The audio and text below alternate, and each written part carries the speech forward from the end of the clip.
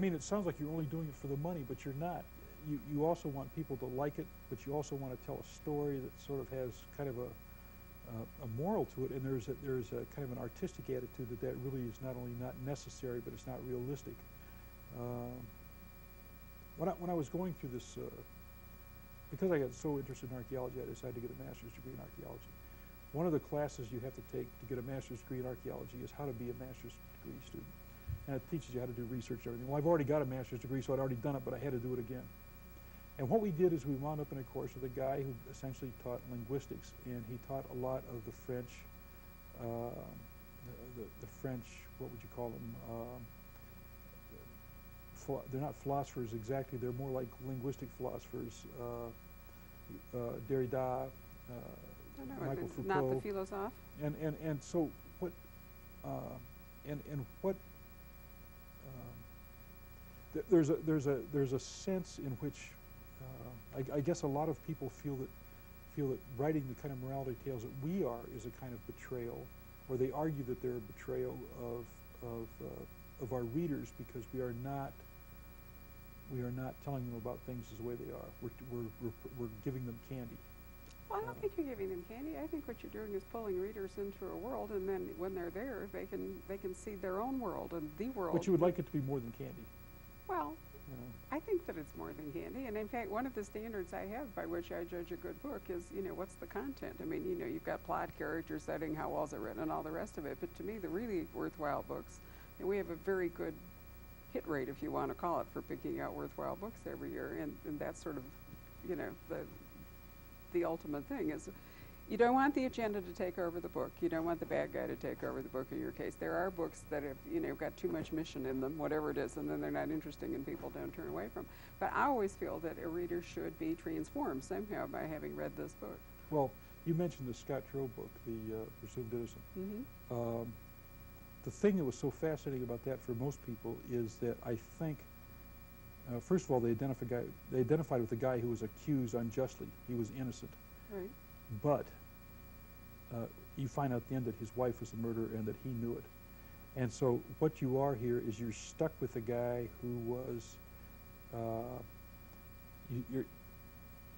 the guy at least you could say, all right, he covered up a murder, but you had the feeling that something was going to be done about her, that the situation wouldn't stay like that, but that at least he did it out of loyalty and because and to some extent that she was a crazy person who couldn't help herself, and to some extent that it was his fault that she acted as she did, and that while he was innocent of anything that should send him to prison, it was more like a human thing, and that's why that book was so popular, because it did deal with kind of the relativism. It wasn't just a simple morality tale in which good wins. It was more complicated, but in a very subtle way, in a very artistic and nice way, I think that he came back to the idea that most thrillers are built out of, in which good does triumph. Because the people who were trying to put him in jail didn't have good cause to do it. It was all sort of kind of slimy politics and some bad people in public office and all that kind of thing. So in a way, the good side won, even if the murderer sort of got away. Well, but he left it open-ended too, so that it wasn't so final that you couldn't imagine that other stuff would go on. I found your last book. I like Easy Prey very much, and I thought it was a great hook getting into the story. But I thought that your last book with the two women was absolutely fascinating, and that there was more ambiguity in it, right? Well, the one woman is who is a professional killer is the only person that Davenport hasn't caught in all the books. Right. That have come along, and the reason for that is that I've sort of portrayed her as a person who wouldn't normally be bad, but who was so severely abused as a kid by everybody. I mean, everybody just routinely used her. I mean, for sex, they beat her up. They were making money off of her. That she became a sociopath.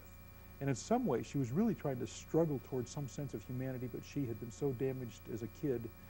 The other woman made herself into the monster that she was. Absolutely. And she enjoyed it.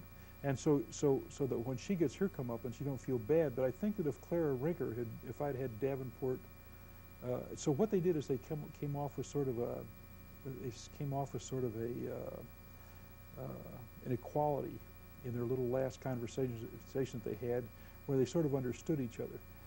But you know, Clara was a bad person in conventional terms, and she was a bad person. She opened the book opens with her executing a woman who had never done anything wrong in her life, who was just simply an innocent victim, but then you get to know enough about Claire to understand exactly why she could do that kind of thing. Well, I was probably worried, I have to tell you, as I was reading through it. I didn't want to lose her at the Right. end. So I Well, was, I think I was probably kind of hoping you were going to do that. I think she'll probably be back too. Interesting. I've got just the kind of the first thoughts on how that might work. Neat. Well, even Sherlock Holmes, you know. I mean, Irene, they always call her Irene for some reason. Anyway, she kind of did the same thing. Yeah. It's not without precedent. What is the hook that gets us into Or the Easy Prey? Catwoman, actually. That's true. In There. Batman. Yeah. That's true. Absolutely. Well, you know, maybe it has to be a woman that bests the guy to make it work too. It's an interesting thought. Does it need to be a female to make it, you know, to make it okay instead of a guy? That's a thought to hold. Well, anyway, Easy Prey. You've got a really interesting setup for this book. Guys at a party, and what happens? Well, a guy's at a party and a famous model gets, well, actually a famous model's at a party and she winds up strangled. Then another woman, I mean, she's a really famous model. She's like one of the supermodels. Like Elle Macpherson or Right, whatever? right. One of those people who are just so famous that they're famous for being famous. Right. And another woman is killed at the same time.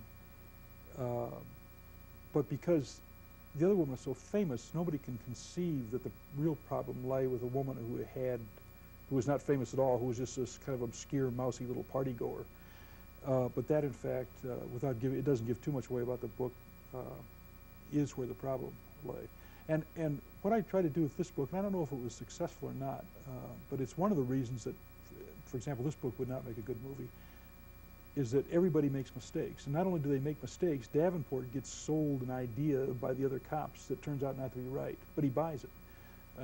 He makes mistakes, and in the end, the case is virtually solved by a bunch of drunks in a bar who are playing pool, and then when the big showdown with Davenport comes, my wife said it made her laugh, and so did my mother-in-law. Maybe it's just because they're mean people or something, but it was not. It was not the huge collision like you get at the end of Die Hard or any of the Die Hard movies where everything comes that you can't believe that the climax keeps building and building and building and building until finally, you know, the guy dies or the bad guy gets it. In this case, the bad guy gets it in a strange way. True. But what I thought was so interesting is you have, you know, the two deaths at the party, and as you say, the focus is on the model because she's so famous.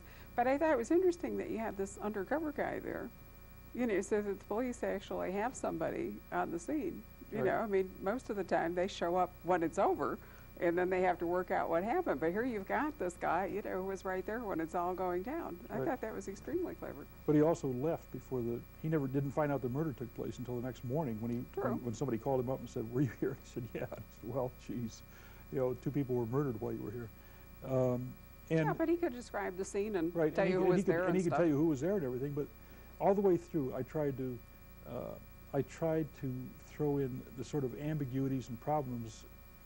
Not that necessarily police, but I tried to make it kind of complex in a ragged way, and it was a deliberate thing.